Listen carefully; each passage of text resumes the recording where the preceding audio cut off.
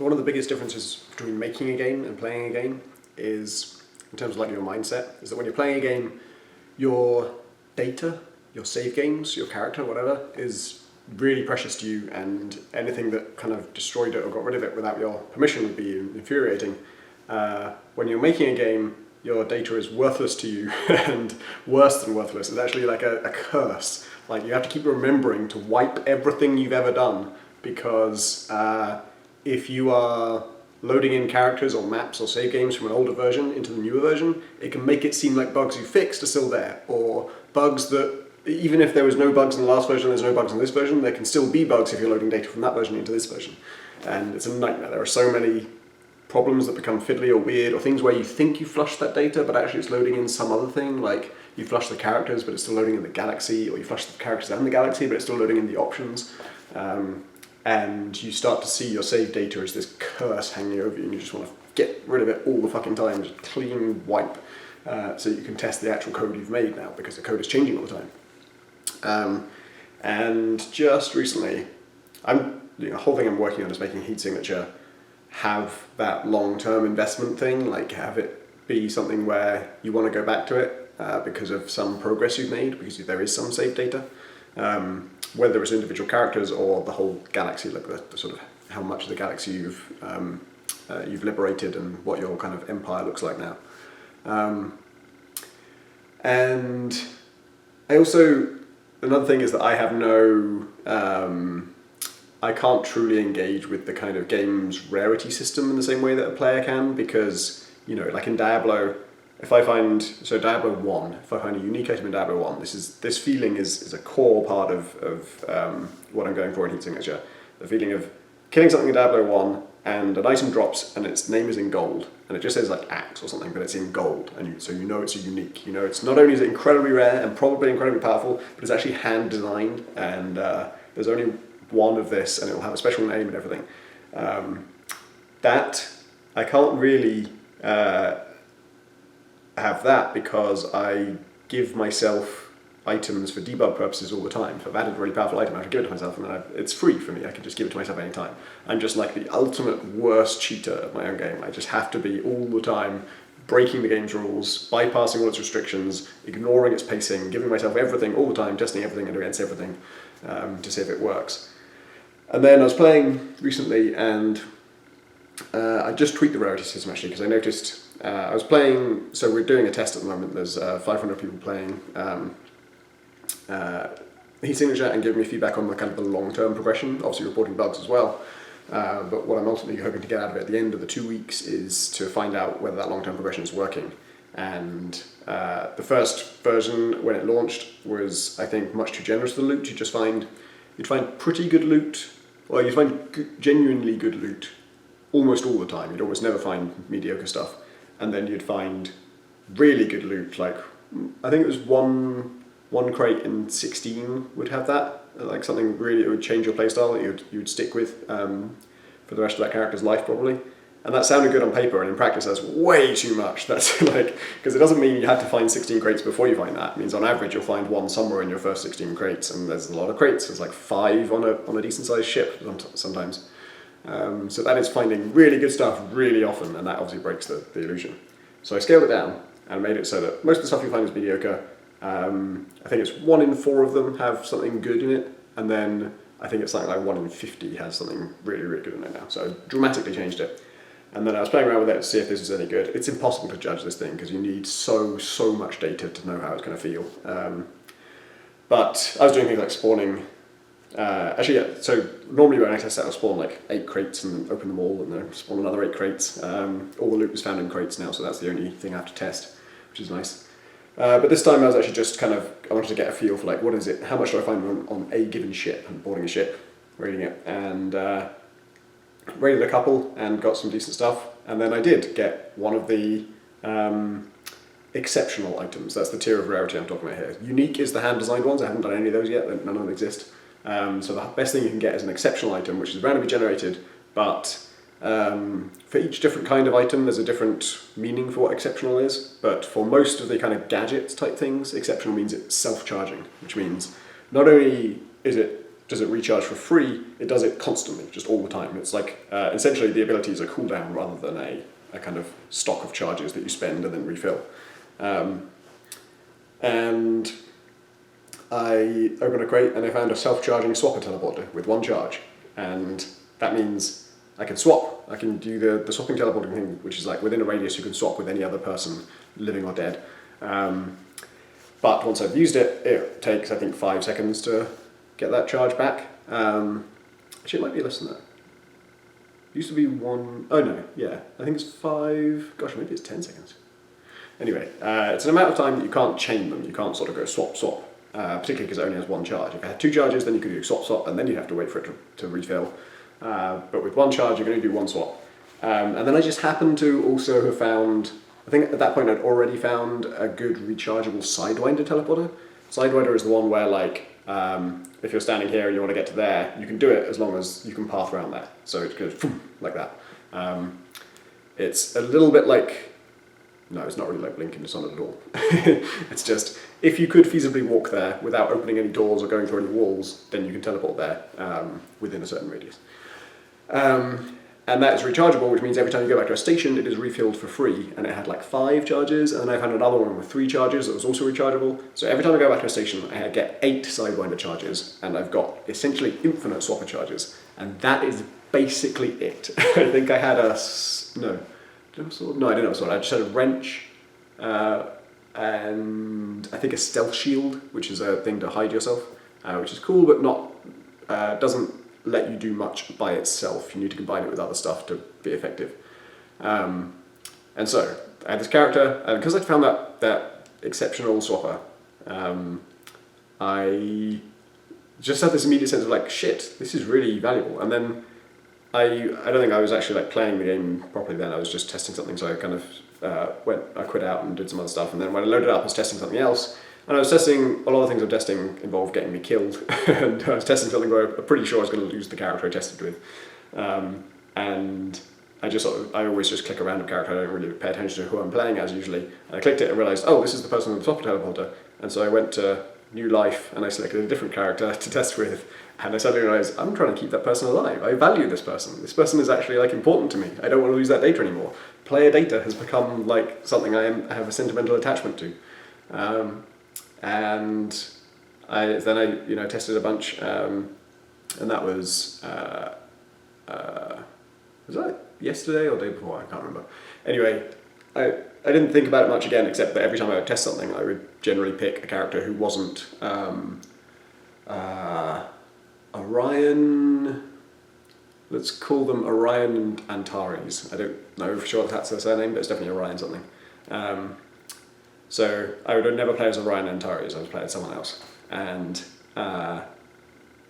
then last thing on Friday, I was basically actually just kind of, I don't know, there was a bunch of work I thought I might get done before the end of the day that started to look bigger and bigger, and I started playing Into the Breach on my laptop while I was working on my main computer, which is always a bit fatal in terms of, it's good if there's a lot of compile times because you can do a turn in that game, then come back to your game, and then do a turn in that game and come back to your game, and it fits in well. But on this occasion I wasn't really enthused about the work I was doing because I didn't think I could finish it, and so I ended up just playing Into the Breach for like an hour. And at the end of that I thought, okay, before I go home, I won't get this extra stuff done, and it wasn't stuff that I was going to make live anyway because it's very experimental with new enemy types, and I don't want to test them a bunch myself first. I'm saying a bunch a lot because I've been hanging out with Robin, who does a bunch all the time. So I thought, I'm not going to do that work, but I should actually deploy to Steam anyway, because I've been updating the build every day. John has been doing loads of fixes that are important to get in there. I've been doing some fixes that are important to get in there. We should update it. So I've got to deploy to Steam, it's a process. It takes, I don't know, 5 or 10 minutes. It's a lot of different steps, and I have to use 2 different computers and logged into like browsers in different ways and stuff. And there's about 5 different applications involved in it. And I deployed to Steam, and I thought, well, first, I checked that it ran. I merged in with other changes and to disable the debug keys and all this other stuff I've got to do. And then I checked that ran, and then I compiled, and it deployed to Steam, and then after it updated on Steam, checked that it updated on my end, and I thought, well, I should actually just play it. I've got to check that it runs. Like, it did run locally, but now that it's online and it's been downloaded again, that's a process. Something could have changed. Let's try it. And I ran it to just check it ran, and that was like I think about 6 p.m. And then at about 9 p.m. I stopped playing, and it might have been less than 3 hours actually. I think it was more like 2 hours. I was playing with Orion Antares and their swapper teleporter, and just like, you know, looked up the character, looked at the mission listing board and thought, what is the hardest mission I can do here? Because I've got nothing that can penetrate armor, I've got nothing that can disable shields, I've got nothing that can deal with turrets especially, but I can swap. And swapping is incredibly powerful. Sidewinding is almost like a combat move or a way of evading combat, getting out of combat, getting into combat, dealing with more opponents that you'd normally be able to deal with. Doesn't help you get through walls, doesn't help you get through doors, except in some very tricky circumstances. But swapping you to get you straight into the next sector without getting the keycard at all, and that means you don't have to fight the people who are in the first sector. So maybe in some cases it doesn't matter that I can't take out armored guards and I can't take out shielded guards or whatever. But hard missions and easy missions are hard. There's a lot of enemies, there's a lot of security. But I saw one that was, I had to steal something, steal an object, and it was a high level mission, so it was decent pay, but then also it had the added optional clause of don't harm anyone. And that is the second hardest clause you can have on a contract. You can't even knock anyone out, just don't touch them. Actually, that's not true, you can touch them. You can't knock them out or kill them. And I thought, well, great, because I'm drastically under-equipped to attack anyone anyway. Like, they're all armoured and shielded and shit, because this is a high-level mission. I probably couldn't attack them if I wanted to. But I do have a swapper, and I can get in there. And the significance of it being a steal mission means, A, I don't have to actually take anyone out, which is good, but also I don't have to get anyone out. The hardest thing about a rescue mission or a capture mission or an assassination mission is you have to get the body out. You have to be carrying this person back to your ship. And if it's just you to get out, then you can usually find a way out of a ship. You can blow yourself out the window, you can breach a module. And yes, you can do that with a body as well. The body doesn't stop you doing that, but if you have to keep that person alive, eject him into space, it gives you a very tight countdown to catch them. So I thought maybe I can do this, and I took it on, and it was nail-biting and difficult, but I got through it, and I did get to the device, and then I just shot a window and launched myself into space, and I had the weird prototype thing you had been hired to steal, and I hadn't hurt anybody at all, and I set off alarms, people saw me, there was chaos, but I got back, and I got my, so actually I didn't get my bonus pay because of a bug, but I fixed that bug, and then and then on a subsequent mission I checked that works and you can get the bonus pay. And yeah, I just did that for like a while, going through all the missions, finding ones that are sort of above my pay grade. I'm not really good enough to do this mission properly, but I can cheese it with the swapper teleporter because it's still challenging because this thing takes a while to recharge and leaves you stranded. You know, usually if you're swapping with someone, most people are in clusters, and so you swap with one person, you're in front of a whole bunch of other people. You've got to have a plan to deal with that, and it can't be swap again because your swapper is on cooldown. It's challenging. And then eventually I thought, I'm really enjoying playing this character. It's a really interesting playstyle. I haven't really played this way before. And one of the things I'd noticed it's very hard to separate, am I playing this way because I'm a developer, or am I playing this way because the game it is how I would be playing the game? And one of the things I was worrying about was I have not done any personal missions, since originally making them, I think. When I'm testing, I do a mission, and from the contracts board. And that is because they're smaller and they put the game through its paces. It involves all the elements, and so you can check the game's working. But I never do a personal mission because that's totally different. It's a huge shit. It's very difficult. You have to amass a bunch of money before you can do it, and I test in short spells. Basically, I'm doing one mission to test one thing, and then I quit again. And so I thought, well, I should do a personal mission, and this is the character to do it with. And a few different things kind of came into effect. One is Personal mission ships are really big now. They're essentially like the 7th difficulty or something. There's easy, medium, hard, then there's audacious, then there's mistake, and then personal mission is the one above mistake. So they're enormous. John has fixed the algorithm for generating glitcher ships so that they can actually, previously they were generating smaller than intended. You'd tell it, I want a thing that's 150 modules big, and it'd give you one that's like 80 modules big. Now it really does give you the full 150 modules. And then I broke a thing where, in order to fix Foundry ships, I made a change that didn't break glitcher ships, but it meant that very small segments, like security zones, even if they are very small, they still get a cluster of guards and a keycard in it. And on a Foundry ship, that means, even if it spawns this kind of weird dwarf segment at the back that isn't normally big enough for like a cluster of guards, it still puts a cluster of guards in there, because if it doesn't, you end up with a locked door that you can't get through because there's no keycard. Obviously there's a better solution to that, and I'll do it, but for now the consequence of that meant that not only did a glitchy ship is made up of these, you might notice I have a cold, and so I use my box of tissues to explain this. This is like a chunk of modules, like a segment, a security zone, it's hard to angle it, and then they're connected by little connecting corridors like this, and so on. I think that's pretty clear. And those little corridors now have a cluster of guards in them. And because it's a very hard ship, the clusters of guards are like 7 guys, and a bunch of them have shields and armor and all this other stuff. And it's an enormous ship, and it has twice as many clusters of guards as it normally would. And all I've got is a swapper teleporter and a lot of sidewinders.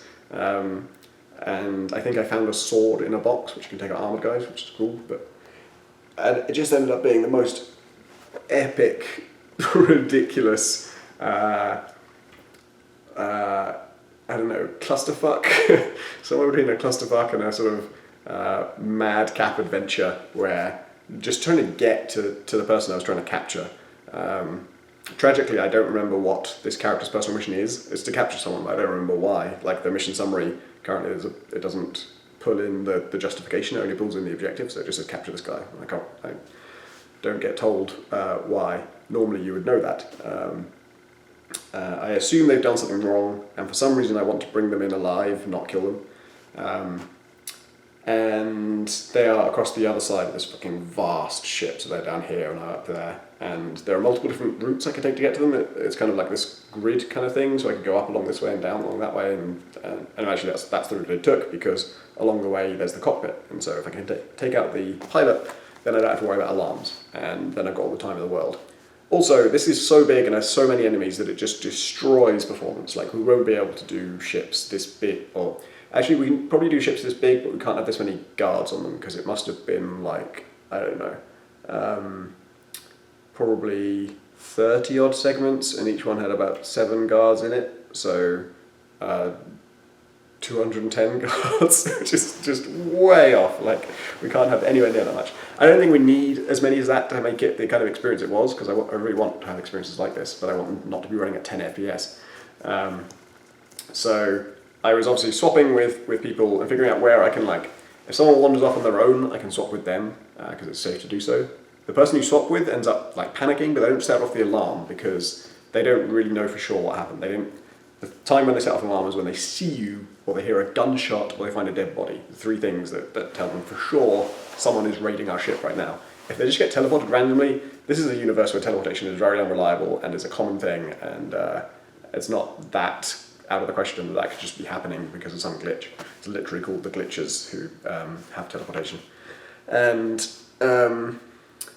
yeah, I just worked my way through it, and it would go wrong.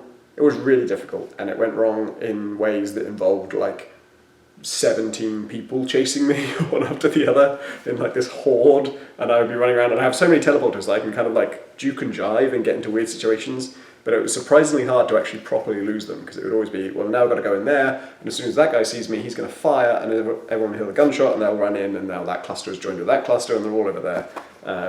And then I got into a position where I ended up having to just shoot myself out of the ship because I couldn't get out of the situation I was in, and I had to come back round and dock back with the airlock that I docked with originally, and I thought, okay, great, because I lured all those people to that side, so now this will all be empty. And then I forgot, no, I teleported past like a huge number of these people, and so they're still there, and I've still got to figure out a way past them all over again. And it just ended up in this like it got so desperate towards the end that I had these Sidewinder charges, and I couldn't. Those are my limited resource. My swapper is limitless, but takes time to recharge. So after the swapper's on cooldown, and now the only way I can avoid danger really is Sidewinders. I just can't take people on. I had a good shotgun, but it wasn't armor penetrating, and at least half the guards had shields. So there'd be a group of guards and I'd just fire my shotgun at them, like 3 of them would die. I ended up killing something like 48 people on this mission, but that was nothing. That was a fraction of the people who were chasing me, and the ones I didn't kill, it was because I can't kill them. I don't have anything that can kill them.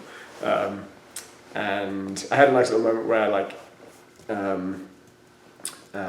so actually to finish my sentence, because my Sidewinder charge was limited, I had to conserve them as best as I could, and there were times when it was worth using one, and there were times when it wasn't. And it's always like you swap into this group of people, they're all trying to shoot you, it goes into slow-mo, and you're kind of running towards the door, and you're thinking, can I make it through the door before they fire? And then, more importantly, can the door shut behind me before they fire? And if that's not going to happen, you've got to sidewind. And if it is going to happen, you're fine, and you should save your sidewinder charges. And it got to the point where I would wait until the bullet was like an inch from my head, and then pause, and be like, okay, I'm going to use a Sidewinder. And also, like sometimes, the reason you want to leave at the last minute is not because you're unsure whether the bullet's going to hit you, although sometimes you are. Sometimes you know the bullet's going to hit you, but what you don't know is, will my swapper recharge before this bullet hits me? Because if the bullet's like right here, and then my swapper recharges, then I shouldn't use a Sidewinder charge. I should use a swapper charge, either to get out of the situation, get further towards my objective, or I could just swap with the guy who's shooting me so that he shoots himself. Or I could swap with someone else that I want to get killed and get them killed. And that's awesome. And then I finally got to... the nice moment I was going to say was I found raiding crates along the way. Like, you don't have the tools to take out armoured and shielded guys, but then you raid crates in the ship, and sometimes you might get one. You might get, like, even if it's just a standard grenade, that can take out certainly armoured guys. And I found a subverter, which is like a beam that hacks everything in its line of sight. And there were 2 shielded guards kind of rushing around a module, panicking, between me and my objective. And I was really close to the objective by this point, and I just needed to get past these guys, but I can't hurt them with anything I've got right now, but I can hack their shields. And in particular, if they happen to, like, they're going around like this and there's like this, and I'm standing here and I'm trying to line up this beam so it hits both of them, and I have to wait for them, I had to like fast forward to wait for them to kind of go into that configuration, and then like line up my beam in slow motion to kind of hit this guy, then hit this guy, hit them both with one beam. Both their shields go green, which means all my weapons pass through them, and their weapons don't now, so they can't fire out of their shield, and if they do, it will bounce back and kill them. I didn't wait for that to happen, I just ran and stabbed them both with a sword, which I'd also found on the ship, and then got to my objective. And then once I got to the person I was trying to capture, that was a whole cluster of guards, and I had to be really careful about, like, I just went fucking nuts on that cluster of guards. I was like, this is something that I don't know for sure. Not every character will be able to do this, I don't think, but right now, weapons that you use go on cooldown. Like if a wrench, for example, you hit someone with a wrench, it takes a while for the wrench to recover before you can use it again, otherwise you could just trivially take out any group of people.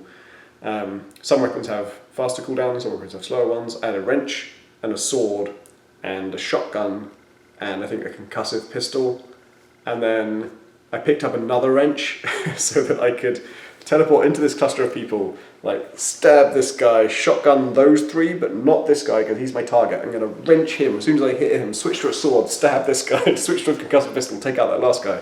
And it's completely ridiculous. No human could ever do this, but if you have enough stuff, you can pull this off. Your inventory space is quite limited. You only have 8 slots, so you got to, doing this means committing to it. You've got to put down all your other shit and to teleport in there and just fuck everyone up with 8 different weapons. And I did it, and my target was unconscious and not dead, which is rare for me. I usually end up killing them somehow. And then it's a case of getting him out of the ship. And I'm looking for fuel barrel rooms because I want to shoot the fuel barrel, blow up the room and get them sucked out into space. Actually, not necessarily, I want to keep them alive, so that was the tricky part, is just to eject us into space is one thing, but I need to eject us into my pod. I need enough time and space and control that I can remote control my pod to come around to this section of the ship, which is a long way from where I docked, and have it kind of hover in front of the module I'm going to blow up, then blow up that module and get us both ejected into space. I had, so like blowing up those modules, you shoot the fuel barrel, then it kind of glows for a while, for like, I think it's 1 second it takes to blow up, and might even be less. And after that, it's gonna destroy the entire room, everything in it, like destroy. You don't get a second chance, you are immediately annihilated, and if your objective was in there, they are immediately annihilated and the whole mission's over. And I had so many cases where I'm in a room and either I or someone else has shot the fuel barrel and it's about to go off, and so I pause and I'm like, my swapper's ready. I think I'm gonna make it so you're in this room and I'm not in this room. And then I get, like, it'll blow up and kill them, but I get ejected into space because the suction would suck me through the force field. And yeah, the challenge was all these breaches are happening on the inside. It was this kind of like donut shape almost, and I couldn't fly into the inside to dock with these breaches. Even though real space is 3-dimensional, it's not a heat signature. And I needed to breach something on the outside, and there just weren't any in this chunk of the ship, so I had to carry him all the way over to this other chunk of the ship to get to a fuel barrel that was close enough to the edge that I could blow it up and then eventually dock with the breach that I created. And I would need the ship in position because this guy, I'm supposed to be capturing him. Again, I don't know why, but I have to capture him and not kill him. And so if I just eject him into space, he's going to suffocate in 15 seconds. It is possible to pick up both yourself and your target in 15 seconds. Right now you have to pick up yourself first. You can't scoop up the other guy if you're not in your pod for some reason. That might just be a bug. So you've got to capture yourself first, even though you have a lot longer than he does. You have a lot more oxygen. And so really you don't want to get in that situation unless you've positioned your pod right in front of it so that like either you or the target will go in there directly, and then at worst, if you miss, at least the pod is right there and you can just chase in a straight line and it's easier to catch. And yeah, I actually left the body behind because I didn't want it to get sucked out unexpectedly, so I just left him where he was, and then fought my way through to the right fuel barrel, blew up that. At that time, like, everyone just came running to me. I had hordes of guards following me, and I would just run through every fuel barrel room in this ship and just shoot the fuel barrel, run straight past it, and then hope that they followed me into the blast and got killed, or I would swap away and get them into the blast. And eventually, I had enough breaches that I actually ended up stranded. Like, the place that I was going to take him to, I was then in that position, but he wasn't, and there was no route from there to the rest of the ship, so I had to come around and pick myself up with my pod and then transport myself to the other end. And then, yeah, long story short, we eventually managed to eject both me and the body into the air with my pod near enough that he could catch us both before he suffocated, and then got back to the station and thought, holy shit. That was kind of amazing. So all of this is to say that basically I think heat signature is working. I think the long-term progression stuff, excuse me, the long-term progression stuff is also there. And sorry, lost my train of thought. What I was going to say is the long-term progression stuff, fucking hell, I'm really sorry. I've got cold, I talk too fast, and I need a break. So the personal mission stuff is working well. The other element of long-term progression is the galaxy map where you liberate stations, and I think that is also working well because when I was doing the missions before my personal mission leading up to it, I was really focusing on like, can I hijack enough of these ships when I do the mission that I can unlock, that I can liberate this next station, not because it has anything I need, but because next to it there's one with there's armor-piercing guns like a few hops away from the current station, so if I can liberate in that direction, I can eventually get access to that technology, and that would make my life way easier. If I had a self-charging swapper teleporter and an armor-piercing gun, I'd be really in a good place. So I like that. I'm still waiting to hear how well it's working for other people. I want to see, that's what this test is for, is to get feedback on whether that's interesting to people, whether they find it grindy, whether they find it the pace of it too slow or too fast, or whether unlocking things in shops is even the right way to go. But for me it's working, and the personal goal thing certainly worked in that case. We're going to need to change a whole bunch of things to get performance to work, to be acceptable. But I want that feeling of just taking on a thing that's just way beyond what you can handle and getting yourself into incredibly hot water and messing up and having to break up ships and come back and try again. And another thing that I hadn't actually kind of factored in properly, I don't think the game fully reflects this, is that your personal mission is a special mission in many ways, and one of them is that there can't really be any hard restrictions on it. Like, the idea of capturing this guy alive and bringing him back to the station is what I think my character wants to do. I don't think I'm gonna force you to do that. And certainly if he died, the explanation, like I say, I didn't see it, but it would have been something like, capture the glitches officer who murdered my sister. And if the reason, like the fact that you want to capture them, I might leave that up to the player. It might be like when you talk to Fiasco about this goal, you say, look, I'm after the person who killed my sister, and she says, well, what are you going to do when you find them? And you say, I'm going to bring them to justice, or I'm going to fucking murder them. And that becomes your objective. But even if you say you're going to take them alive and then you end up killing them, that's not mission failed, that's not personal mission over, it's like personal mission resolved. So, well, that happened. That person's fate is decided now, and you can decide for yourself whether you feel good or bad about it. Particularly when the mission involves killing 54 people. Like, it really made no sense that I was going to not kill the guy who I had some personal vendetta against. So I want to tweak that. I think it'll be like, these missions, the scale of them, it won't be 54 people probably, because I was fighting 210 people, I think, which is way more than we can actually process.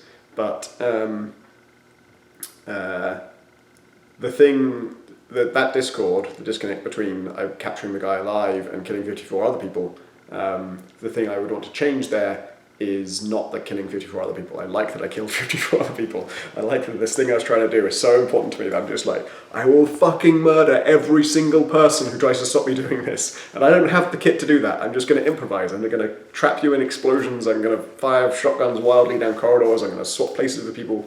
I'm going to steal your stuff and kill you with it. And I'm just going to get this fucking thing done no matter what. And it's absurdly hard. Like, that was the sort of core premise of Heat Signature, even 3 years ago, was you are just someone who's going to do something fucking ridiculous. It just can't be done, the thing you're doing. It doesn't make any sense, but you're going to do it because you're really determined and you're really stealthy and you're really you have a plan, or you can make plans, and you have tools, and all of the abilities and advantages you have are things that let you get around situations where the odds are stacked against you. They're not things where they're not like assault rifles, where the enemies also have assault rifles and you whittle each other's health down and you win because you have more health.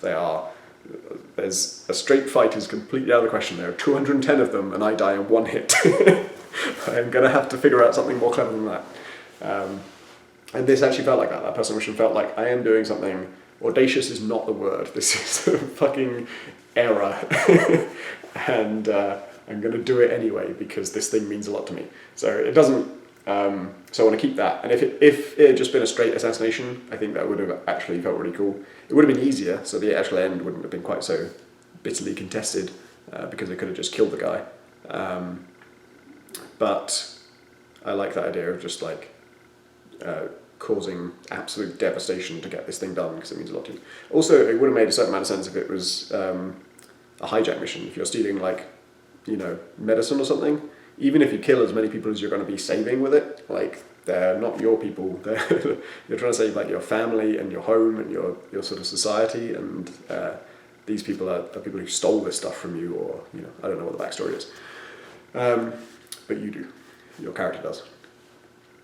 So yeah, I'm feeling good about how all that works, and at this point the question is not, is it perfect? Because nothing's going to be perfect, and I certainly don't have time to make even half the stuff in Heat Signature perfect. The question is, I need to start having a standard for like shippable quality, and that's going to be, that's also a bit of like, not Valve lingo specifically, it's industry lingo, but coming from an indie side where I've only ever worked in digital, the idea of like ships being involved with me releasing something is completely alien to me. But shippable quality is a useful phrase, or the thing you ship is a useful term, because release doesn't cover it, right? Because I've already released heat signature in various forms. I've released betas and things. Shippable means like the actual release, the 1.0 type thing. And so I've got to have a standard for that, because it's the amount of, even the feedback we've looked at so far, which is a small fraction of it, is so overwhelming with just like, this needs fixing, that needs fixing, this isn't working with that person. And you've got to bear in mind, so thing number one, if one person has a usability problem and no one else does, fuck it. Not fixing that. And so you narrow it down to the issues where lots of people are having this issue, or lots of people are having things related to this issue, and fixing it might help. And then you've got to ask, like, of all those things, that's probably still more than we have time to do. There's a whole load of things where it's like, I'm asking people what do they want more of in this game, how do they want it to work, what would make it better, and there's loads of complex and really interesting challenges there, and I have loads of ideas for how to fix it. But, like, if you ask me why can't I ship heat signature right now, it's not because it's not good enough. It's like that's the thing I'm really happy with. I think it's really, really good. That was one of the most amazing 2 hours I spent with any game. Certainly the most amazing 2 hours I've ever spent with my own games yesterday. And so like the upper bar of quality is not the. I think that is shipping quality. I think like the highs, the best possible experiences you can have with heat signature are easily good enough. And so I've got to focus on things that aren't. And the fact that it has no tutorial is obviously one of those, but I don't want to do that just yet, because if things change, I don't want to be changing the tutorial as well. I really want the game to be nailed down. So it's a question of like that galaxy map, what else should be on it. Again, I guess I can kind of filter out. I can not work on that if the response is just that like people want certain things on it. If it's causing a problem, like if the feedback comes back and it's like, I played for like 3 hours and had a good time, but I didn't want to come back to it, then that's still like that's Gunpoint, right? Gunpoint was 3 hours, and then you might want to play again. If you really liked it, then people did play it multiple times, and some people played lots of times. But ultimately it was a 3 hour game, and if I made another 3 hour game, okay, that's good, but this did take a lot longer than Gunpoint, so ideally I'd like it to last you longer than 3 hours. And so if that comes in, then there's a problem, and the problem will need fixing, and I have to say that the long-term progression stuff is not shippable quality. And then, so this will apply much more to like small usability things and presentation things and just stuff that is awkward or weird.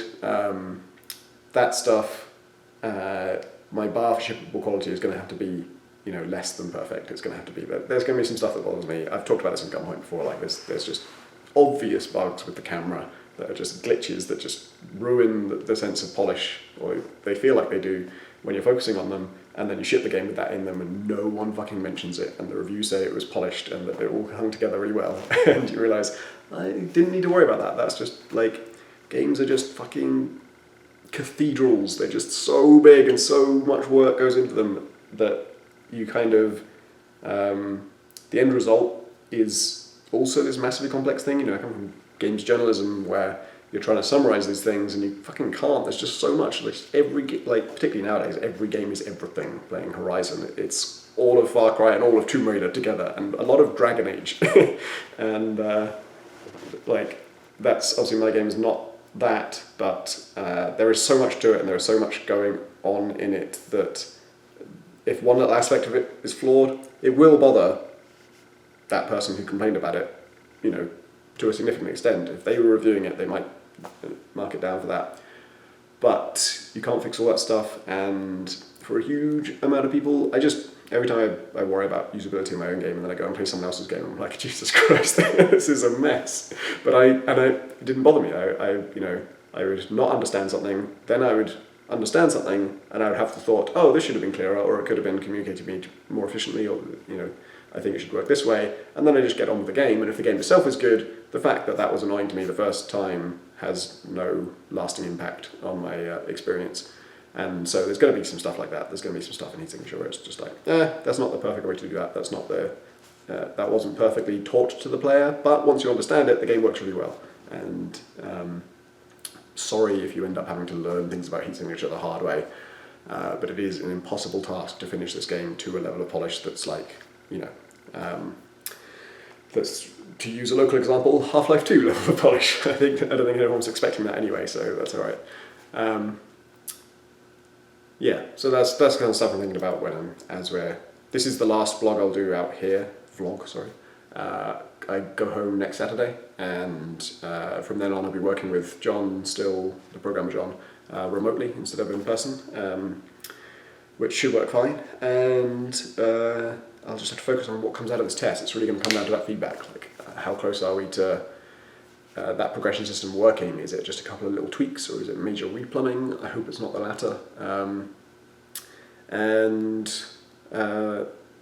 If that works, then great. It'll just be fixing a whole bunch of stuff, and maybe I'll have some time to improve the actual kind of the meat of the missions, because that's the other thing that's going on in my brain is like part of me saying, hey, the stuff that's good enough, don't fucking work on it. Work on the stuff that's actually like has to be changed before shipping.